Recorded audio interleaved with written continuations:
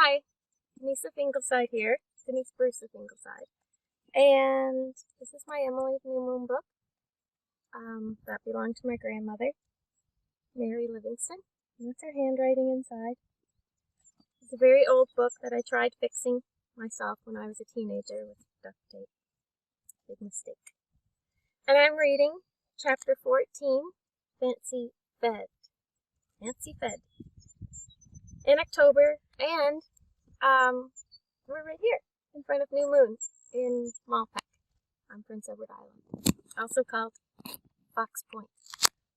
This is where Maud's Aunt Emily lived and Uncle John, and Maud lived here for 9 months with Maggie Abbott. Maggie Abbott also lived here for a little while. And when Maud went back to her grandparents' house, Maggie Abbott gave Maud a little slip of geranium in a tin can, and Maud took it home and called her Bonnie. And Maggie Abbott and Maud swore eternal friendship in Uncle John's barn that's not here anymore. That's why I chose this spot, and I have permission from the owner, who's very kind to let me come here to read. And Rilla is taping for me. So here we go. In October, Cousin Jimmy began to boil the pig's potatoes, unromantic name for a most romantic occupation, or so it appeared to Emily, whose love of the beautiful and picturesque was satisfied as it had never yet been on those long, cool, starry twilights of the waning year at New Moon. There was a clump of spruce trees in a corner of the old orchard, and under them an immense iron pot was hung over a circle of large stones, a pot so big that an ox could have been comfortably stewed in it. Emily thought it must have come down from the days of fairy tales and been some giant's porridge pot.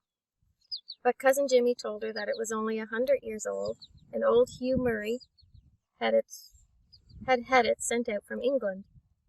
We've used it ever since to boil the potatoes for the New Moon pigs, he said. Blairwater folks think it old-fashioned. They've all got boiler houses now, with built-in boilers, but as long as Elizabeth's boss at New Moon will use this. Emily was sure no built-in boiler could have the charm of the big pot. She helped Cousin Jimmy fill it full of potatoes after she came from school. Then when supper was over, Cousin Jimmy lighted the fire under it and puttered about it all the evening. Sometimes he poked the fire. Emily loved that part of the performance, sending glorious streams of rosy sparks upward into the darkness. Sometimes he stirred the potatoes with a long pole, looking with his queer forked gray beard and belted jumper, just like some old gnome or troll of Northland story mixing the contents of a magical cauldron. And sometimes he sat beside Emily on the gray granite boulder near the pot and recited his poetry for her. Emily liked this best of all, for Cousin Jimmy's poetry was surprisingly good, at least in spots, and Cousin Jimmy had fit audience, though few, in this slender little maiden with her pale, eager face and rapt eyes. They were an odd couple, and they were perfectly happy together. Blairwater people thought Cousin Jimmy a failure and a mental weakling, but he dwelt in an ideal world, of which none of them knew anything. He had recited his poems 100 times, thus, as he boiled the pig's potatoes. The ghosts of a score of autumns haunted the clump of spruces for him. He was an odd, ridiculous figure enough, bent and wrinkled and unkempt, gesticulating awkwardly as he recited. But it was his hour. He was no longer simple Jimmy Murray, but a prince in his own realm. For a little while he was strong and young and splendid and beautiful, accredited master of song to a listening, enraptured world. None of his prosperous, sensible Blairwater neighbors ever lived through such an hour. He would not have exchanged places with one of them. Emily, listening to him, felt vaguely that if it had not been for that unlucky push into the New Moon well, this queer little man beside her might have stood in the presence of kings. But Elizabeth had pushed him into the New Moon well, and as a consequence he boiled pig's potatoes and recited to Emily. Emily, who wrote poetry too, and loved these evenings so much that she could not sleep after she went to bed until she had composed a minute description of them. The flash came almost every evening over something or other.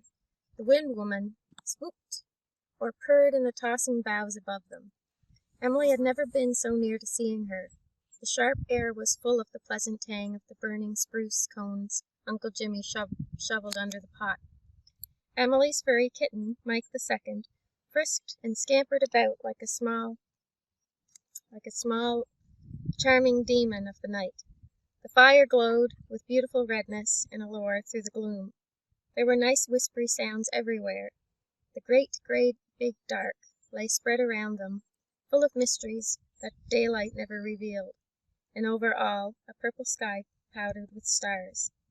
Ilse and Teddy came too, on some evenings. Emily knew when Teddy was coming, for when he reached the old orchard he whistled his call, the one he used just for her, a funny dear little call, like 3 clear bird notes.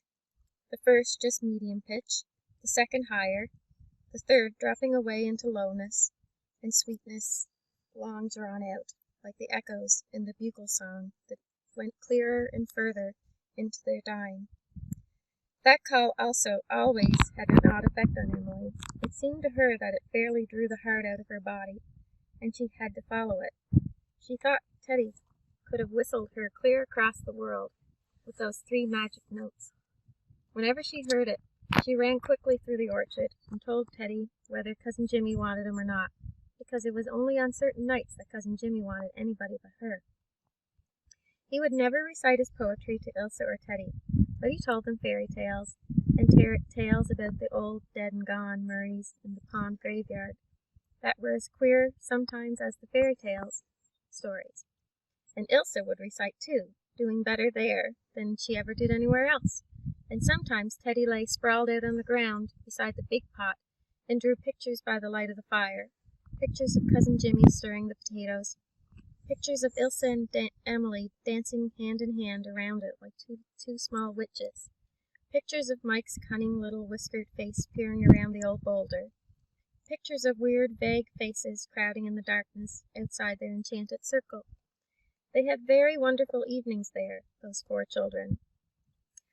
"Oh, don't you like the world at night, Ilse?" Emily once said rapturously. Ilse glanced happily around her. Poor little neglected Ilse, who found in Emily's companionship what she had hungered for all her short life, and who was, even now, being led by love into something of her rightful heritage. "Yes," she said, "and I always believe there is a God when I'm here like this." Then the potatoes were done, and Cousin Jimmy gave each of them one before he mixed in the bran. They broke them in pieces on plates of birch bark, sprinkled them with salt, which Emily had cached in a small box under the roots of the biggest spruce, and ate them with gusto. No banquet of gods was ever as delicious as those potatoes. Then finally came Aunt Laura's kind, silvery voice calling through the frosty dark.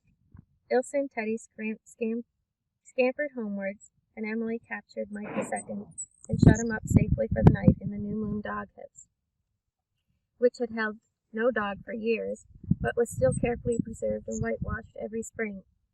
Emily's heart would have broken if anything had happened to Mike II. Old Kelly, the tin peddler, had given him to her. Old Kelly had come round through Blairwater every fortnight from May to November for 30 years, perched on the seat of a bright red peddler's wagon, and behind a dusty, ambling red pony of that particular gait and appearance pertaining to the ponies of country peddlers. A certain placid, unhastening leanness, as of a nag that had encountered troubles of his own, and had lived them down by sheer patience and staying power. From the bright red wagon proceeded a certain metallic rumbling and clinking as it bowled along, and 2 huge nests of tin pans on its flat, rope-encircled roof flashed back the sunlight so dazzlingly that old Kelly seemed the beaming sun of a little planetary system all on his own. A new broom, sticking up aggressively at each of the 4 corners, gave the wagon a resemblance of a triumphal chariot. Emily hankered secretly for a ride in old Kelly's wagon. She thought it might be very delightful. Old Kelly and she were great friends. She liked his red, clean-shaven face under his plug hat. his nice twinkly blue eyes, his brush of upstanding sandy hair, and his comical pursed-up mouth, the shape of which was partly due to nature and partly to much whistling. He always had a little three-cornered paper bag of lemon drops for her, or a candy stick of many colors, which he smuggled into her pocket when Aunt Elizabeth wasn't looking. And he never forgot to tell her that he supposed she'd soon be thinking of getting married, for old Kelly thought that the surest way to please a female creature of any age is to tease her about getting married.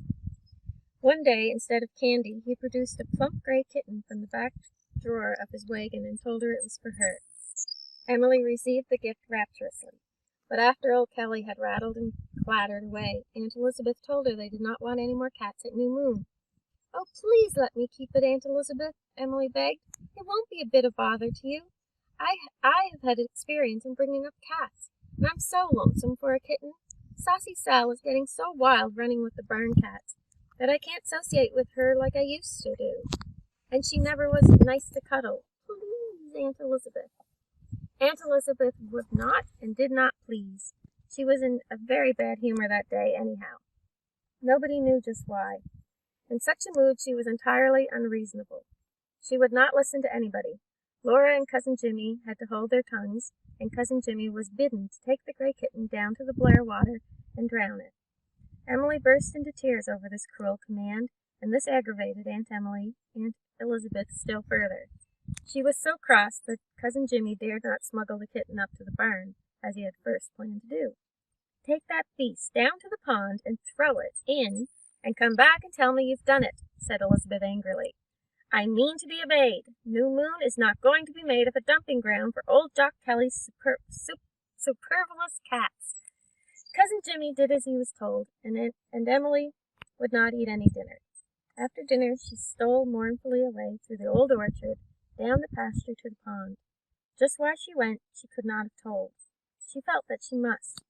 When she reached the bank of the little creek where Lofty John's brook ran into Blair water, she heard piteous shrieks, and there, marooned on a tiny islet of seared marsh grass in the creek, was an unhappy little beast, its soaking fur plastered against its sides, shivering and trembling in the wind of the sharp autumnal day.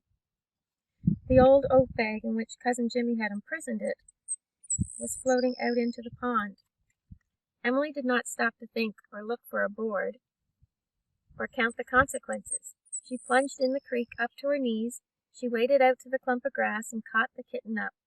She was so hot with indignation that she did not feel the cold of the water or the chill of the wind as she ran back to New Moon. A suffering or tortured animal always filled her with such a surge of sympathy that it lifted her clean out of herself. She burst into the cookhouse where Aunt Elizabeth was frying doughnuts. "Aunt Elizabeth," she cried, "the kitten wasn't drowned after all, and I am going to keep it." "You're not," said Aunt Elizabeth. Emily looked at her aunt in the face. Again she felt the odd sensation that had come when Aunt Elizabeth brought the scissors to cut her hair. "Aunt Elizabeth, this poor little kitten is cold and starving and oh so miserable. It has been suffering for hours. It shall not be drowned again." Archibald Murray's look was on her face, and Archibald Murray's tone was in her voice. This happened only when the deeps of her being were stirred by some peculiarly poignant emotion. Just now she was in an agony of pity and anger. When Elizabeth Murray saw her father looking at her out of Emily's little white face, she surrendered, without a struggle, rage at herself as she might afterwards for her weakness. It was her one vulnerable point. The thing might not have been so uncanny if Emily had resembled the Murrays, but to see the Murray look suddenly superimposed like a mask over alien features was such a shock to her nerves that she could not stand up against it. A ghost from the grave could not have cowed her more speedily. She turned her back on Emily in silence, but Emily knew that she had won her second victory.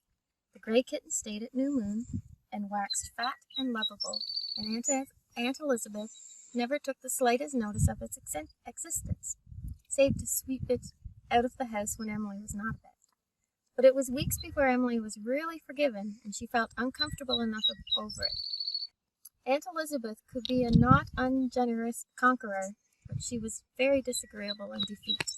It was really just as well that Emily could not summon the Murray look at will. I hope you enjoy.